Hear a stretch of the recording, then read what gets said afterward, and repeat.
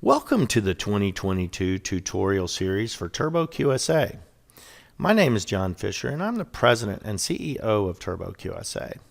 My partner Victor and I are working nonstop to improve the PCI-DSS assessment experience, not only for you, the QSA, but for your customers as well.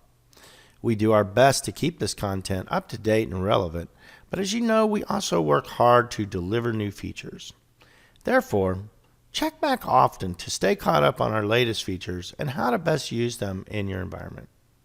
We have decided to break this series down into short 3 to 5 minute chunks so we can easily change a video out when a feature has been added or updated. The first tutorial in this series will walk you through adding QSAs and other types of users from your company to TurboQSA. Thanks again for watching, and let's move on to the next video and get started.